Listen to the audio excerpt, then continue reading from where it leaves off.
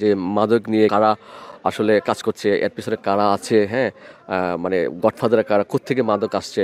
আমি অলরেডি মাদক যেখান থেকে আসে বেশ কিছু ডায়লগ এখানে ইনক্লুড করেছি, গল্পটা আমার। প্রিয় দর্শক, আমরা এই মুহূর্তে দেখতে পাচ্ছেন খুবই জনপ্রিয় একজন ব্যক্তির সাথে আমরা এই মুহূর্তে রয়েছি, যিনি একাধারে একজন বিজ্ঞাপন অভিনেতা এবং পাশাপাশি তিনি খুব রিসেন্টলি উনি ডিরেকশনও দিচ্ছেন। আজকে আমরা একটি শুটিং স্পটে এসে ওনাকে পেয়েছি।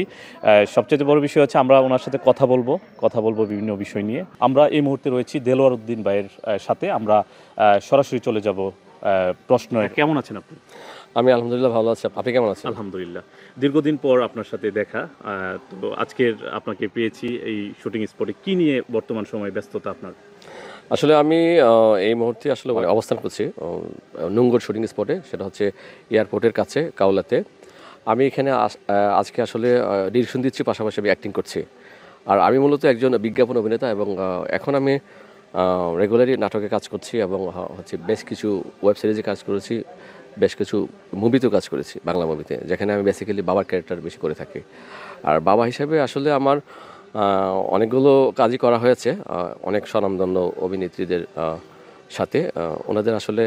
ওনাদের সাথে কাজ করতে পেরে আমার খুব ভালো লাগছে যে আমি আসলে নিজেকে এখনও একজন শিক্ষানবিশ, একজন অভিনয় শিল্পী, একজন ডিরেক্টর, রাইটার বা মডেল হিসাবে যেটাই করছি না কেন, আমি আমাকে একজন শিক্ষানবিশ একজন মনে করছি।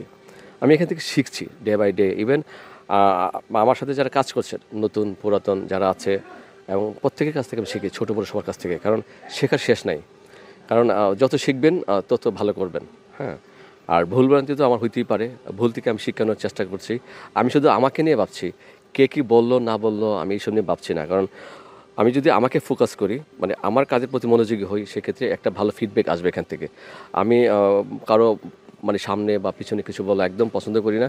আর আমি যা বলি একদম স্ট্রেট বলি, মানে ভুল হইলেও বলি, খারাপ লাগলেও বলি, ভালো লাগলেও আমি থ্যাংক ইউ দিতে মানে কার্পণ্য বোধ করি না। আর আজকে যে কাজটা করছি একটা টেলিফিল্মের কাজ, কালকেও থাকবে, গত 2 দিন ধরে করছি। সেটা হচ্ছে, একটা নাম হচ্ছে অনুভবী তুমি। এই অনুভবী তুমি হচ্ছে একটা সুন্দর একটা গল্প টেলিফিল্ম। এখানে আমি একজন আমাদের গোল্ডেন আর্টিস্টকে কাস্টিং করতে পেরেছি। তিনি হচ্ছেন আমাদের সবার মা, আমাদের আম্মাজান দিলারা জামান, যার অ্যাক্টিং দেখে আমি ছোটোকাল থেকে বড় হয়েছি এবং যার ফ্যান আমি। ওনার সাথে আমি আজকে কাজ করতেছি, ওনার কাছ থেকে আমি শিখছি। উনি আমাকে শিখিয়ে দিচ্ছে, উনি আমাকে বলছে, দেন উনি আমাকে মানে আমার সাথে দুষ্টামি করছে। আমার খুব ভালো লাগতেছে যে এই মুহূর্তটার জন্য আমি মনে হয় দীর্ঘদিন ধরে বছরের পর বছর অপেক্ষা করেছি। আর আগামীকালকে যিনি থাকবেন তিনি সেম আরেকজন লিজেন্ড অভিনেত্রী, তিনি হচ্ছেন শম্পা রাজা, যিনি শম্পা রাজা আপু হচ্ছে একাধারে একজন সিঙ্গার এবং একজন খ্যাতিমান অভিনয় শিল্পী, যাদের কাছ থেকে আমি শিখবো, আদর নেব, ভালোবাসা নেব, শাসন নেব। তো এই দুজন গুণী মানুষের সাথে আমি প্রথমবারের মতো কাজ করতে পেরে আমার খুব ভালো লাগছে। কারণ হচ্ছে আমি লাস্ট 2 ইয়ার্স কিছু ডিরেকশন দিয়েছি, বাট আসলে আড়ালে ছিলাম, আমি কখনো নিজেকে প্রকাশ করিনি। আর এখানে আসার পিছনে অনেকগুলো কারণ আছে, যে অনেক জায়গায় আসলে আমি খুঁচুট খেয়েছি, অনেক কিছু বলার ছিল, আসলে আমি বলতে চাচ্ছি না। আসলে ওখান থেকে অনেকটা দুঃখবোধ নিয়েই, অনেকটা মানে আফসোস নিয়ে, অভিমান নিয়ে আমি এখানে আসলে মানে ডিরেকশন আমি ইন করেছি। যদিও আমি ডিরেকশনে কিছুই বুঝি না। আমি আপনাকে আগেও বলছি যে আমি শিখছি, শেখা ট্রাই করছি, যে শিখবো, এগোবো, এবং একটা পর্যায়ে যদি সাকসেস আসে তো ভালো কথা, না হলে আমি থেমে যাব। হ্যাঁ, তবে আমি এমন একটা মানুষ, আমি থেমে যাওয়ার পাত্র না। আমি স্ট্রাগল করছি, করে যাচ্ছি এবং করে যাব। আপনার আজকের যে গল্পটি, সেই গল্পটিতে আপনি কি মেসেজ দেওয়ার চেষ্টা করেছেন? গল্পটা হচ্ছে মানে আমরা এখানে আসলে গল্পটা হচ্ছে অনুভবী তুমি ক্রাইম থ্রিলার টাইপের কিছুটা।